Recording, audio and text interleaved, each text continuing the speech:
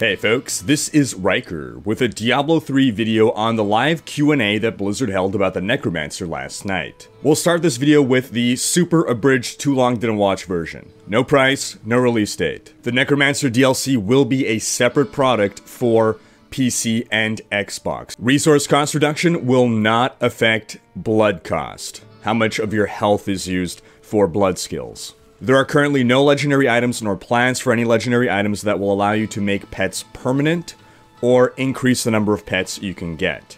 There are items that will buff pets or let you reach your existing limit of pets more rapidly. The invulnerability rune on bone armor will be changed such that the cooldown only starts once the effect ends, which will now make it impossible to maintain 100% uptime, which was previously possible. Also, the Blood is power passive, which, after every 5% health that you lose, you reduce all remaining cooldowns by 1%. This passive will be redesigned because players broke it. There are no plans to add a tracker to Decay Golem to gauge just how powerful he is. This is something that we brought up in our Part 3 skills overview video, where we mentioned that we wanted to see the exact numbers. They are not planning to add 7th pieces to any of the Necromancer sets. They don't really want us to be combining set bonuses. Necromancer will be back next Tuesday with all the legendary items to test. That's some good news. The blood set's receiving some reworks, and set dungeon rewards won't change. So the wings, the existing wings rewards, you won't have to also do the Necromancer set dungeons. We were questioning this a lot when we first learned that the Necromancer would have set dungeons, which he will. He'll have 4 set dungeons, and it'll just be a separate reward. You're gonna get 2 penance, basically, for completing those set dungeons, and it's all independent of the existing set dungeon rewards. The Necromancer will be receiving a 2-piece set, a weapon, and offhand. The offhand will in fact be a shield, not a phylactery. The main hand will be a scythe. It's going to be focused on Army of the Dead, and we'll get to try it out next Tuesday. There are some really strong survivability legendary items that will be added to the Necromancer. Blizzard does plan to fix the little UI tracker for how many revives and pets you have out. It's not working right now, but they definitely will fix it. Bone Spirit will not be added to the 6-piece bonus of the Bone Spear set. So that's the too long didn't watch. That's the salient points that we learned from this Q&A. Overall, the Q&A lasted an hour, and anytime there's a Q&A, a lot of the hardcore fans feel like, oh, there's so many wasted questions. And you can say the same thing happened in this case. There's a lot of questions about things we already knew, questions about things that if these people had just Googled, they would find the answers. And I don't blame Blizzard for responding to these questions. I could only assume that they receive these questions so much that they feel they need to officially address them. And it makes sense. Their target audience for the Q&A isn't just the hardcore fans that keep up with all the news and information. They want to address the more general audience, so don't blame Blizzard, blame the people that don't bother to Google. Now, there were some questions asked that I found were really interesting, or at least really interesting to hear the responses from the developers, so we'll highlight some of those now. The interaction between Land of the Dead, Corpse Lands, and Plague Set. Was this intended, and if so, doesn't it make Bone Spear moot? I've actually seen this question quite a lot. Yeah, so it was intended. It was not intended to be used the way that creative players discovered they could use it. So we are going to address some of the degenerate or abusive cases where you can do things that we didn't really plan to do. But that's why we have PTR. Like, we have PTR because there's way more of you than there are developers, and y'all are way smarter than we are when it comes to finding things like this. So we're going to address that. And Bone Spear is awesome. Like, Bone Spear with that set's really good. Some of the stuff that's happening right now might overshadow it depending on the situation, because again, it's not intended to function that way, but we're gonna fix it. Alright, cool. So we've got some changes coming there. Let's see, our next question. Will there be a Blood Mage Dracula type of Necromancer build? This would be fun to maintain HP and skills. Boy, do we have a set for you. Yeah, there absolutely will be. I don't know, you may not have seen it already, but in the beta there's the Blood Necromancer set. It's very reminiscent of like just the full red armor from was it Bram Stoker's Dracula, I think? Yep. Yeah. It's very reminiscent of that. But yeah, there's a lot of blood magic. The set is built around spending your health and recuperating your health and increasing your health. So we tied very heavily into the health mechanic for that set.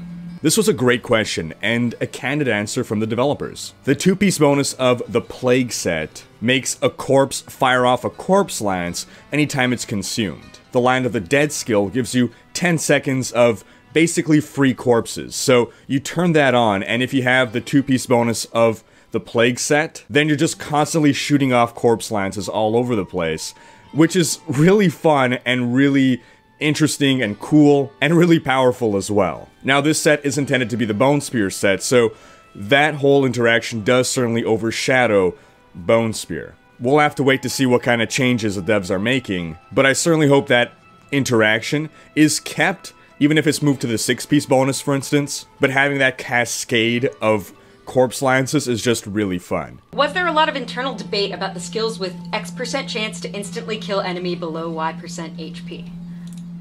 No, there wasn't. There really wasn't. We did not do that mechanic much. I think we did it in like one place with execution. It's really just a cool thematic.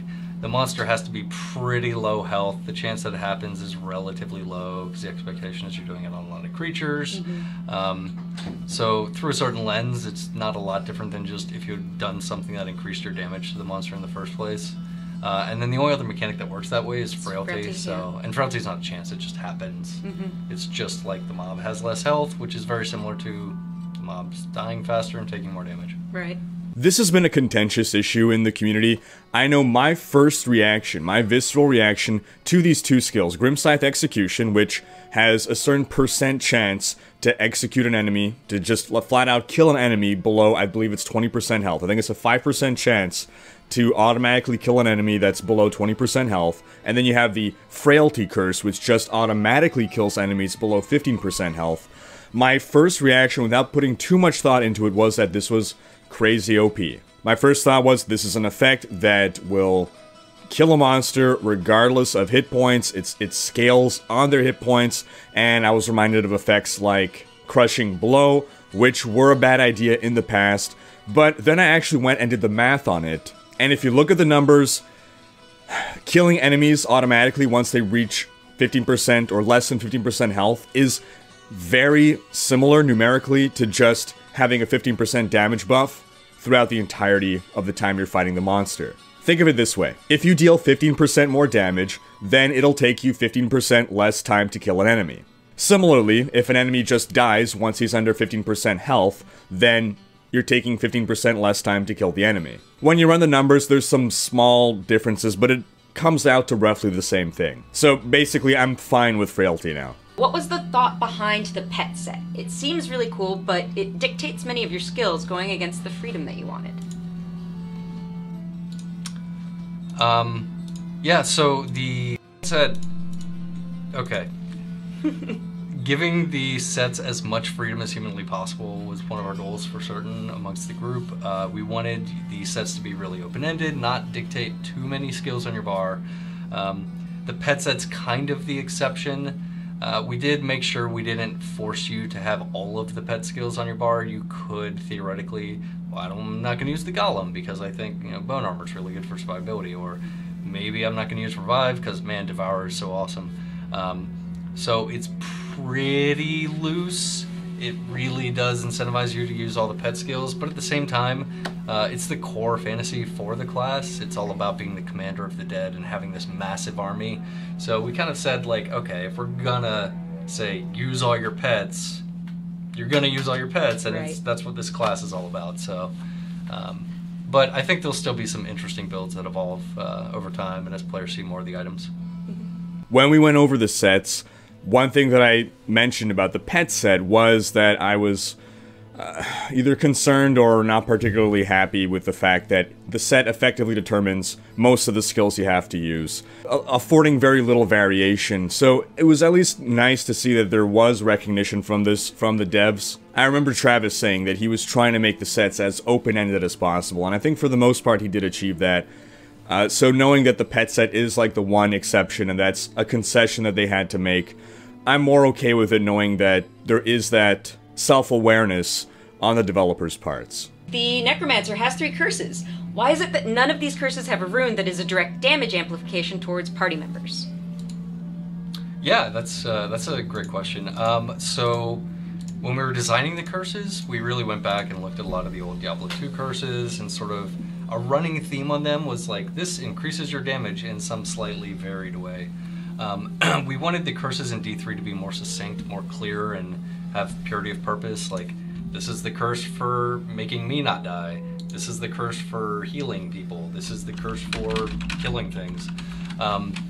So part of that was we have Frailty. Curse of Frailty is basically a damage amp, but it's a very generous and interesting way to present a damage increase. And then the runes, largely across the class at whole, we tried to avoid runes that just say like, here's 4 runes that do something kind of neat, and then a 5th one that does more damage.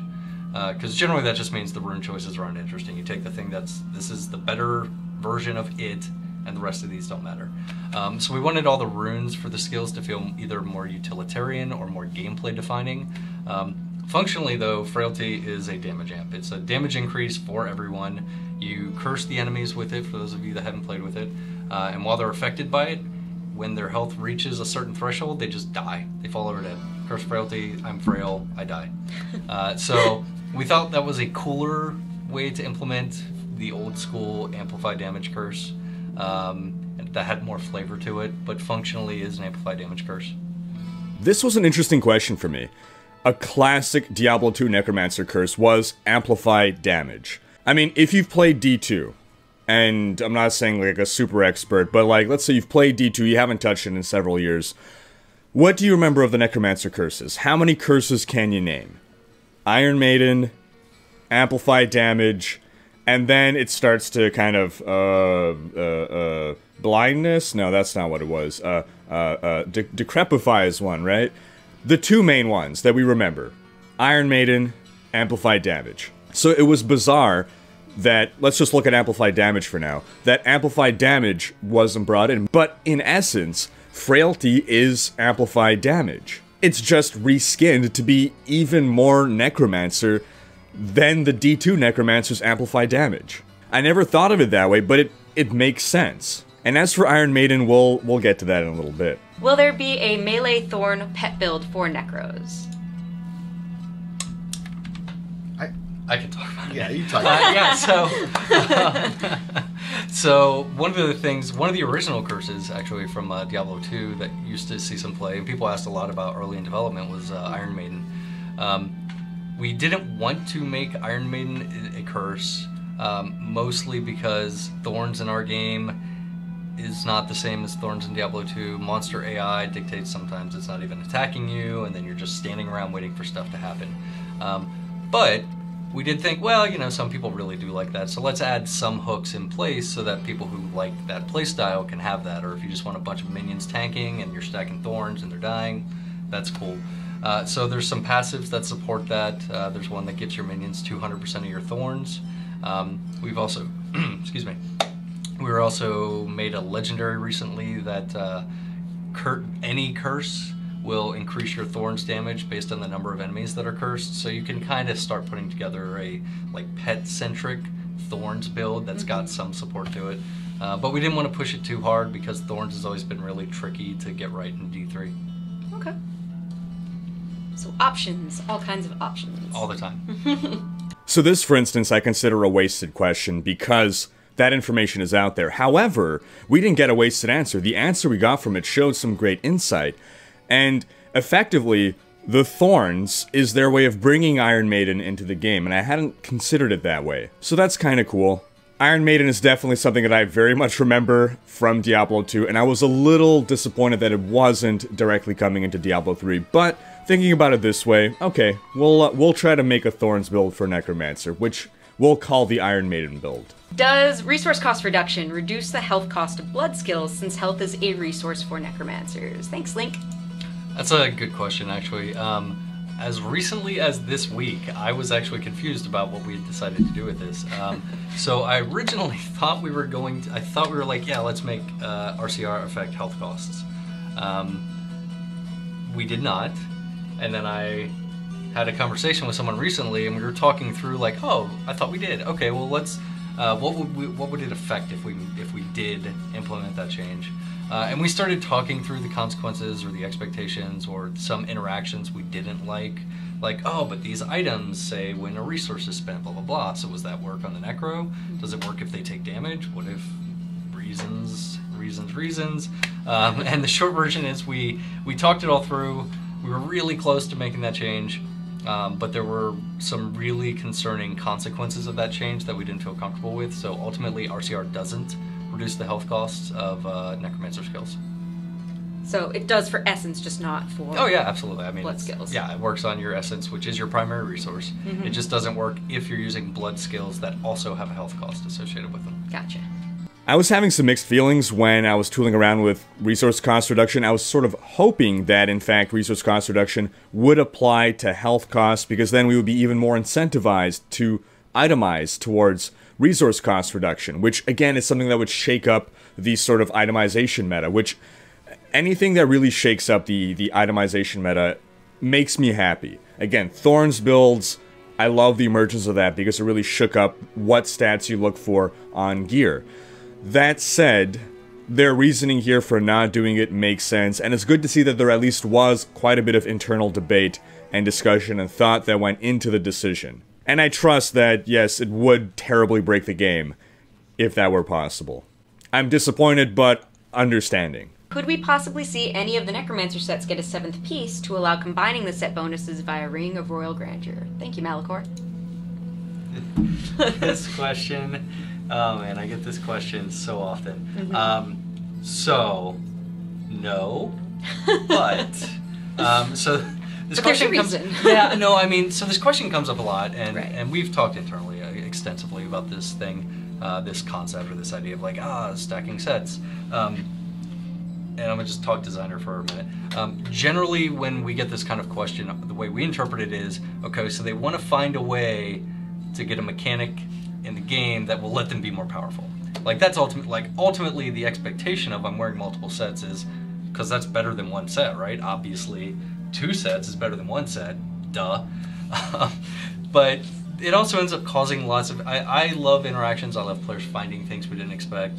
I think in the case of stacking all the set bonuses, really they're meant to feel powerful and interesting and different, and they just kind of start melding together when you're wearing multiple at a time. So a goal for the Necromancer has been to make sure that kind of thing doesn't happen. But the goal is that they're still as strong as any other class in the game, which means whatever they're doing with 2 or 1.5 sets, you'll just be doing. Your items will be, if they need to be, better than other people's, on a set-by-set bonus basis, because you get 1 set. Pick a set you like, roll with it.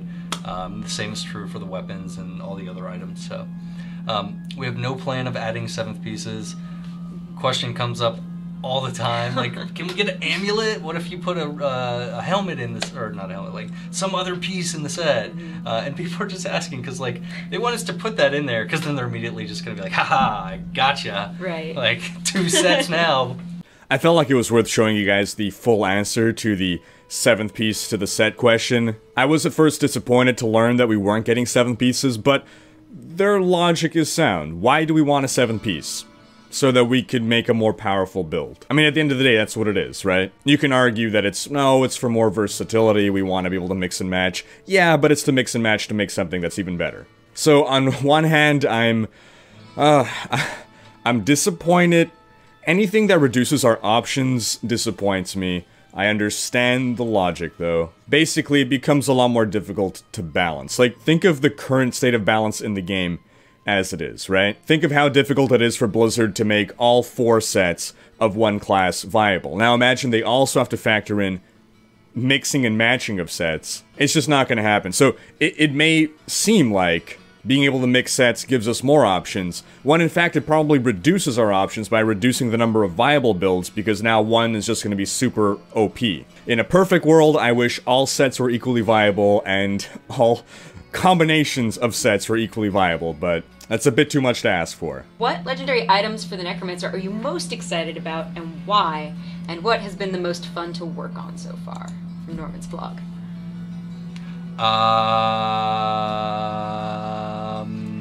There's a lot. There's a lot. I'm trying to remember. Sorry, my brain just went blank. You're We just finished getting all of them in this week, and we had a lot of brainstorms in the last couple weeks, so my brain just melted. And we don't know the names of them. I don't. Yeah, they don't have like final names. Yeah, I'm like, I yet, think this one was I don't know, a boot. Maybe it was a ring, or no. Well, it wasn't a ring. The rings are bonkers good.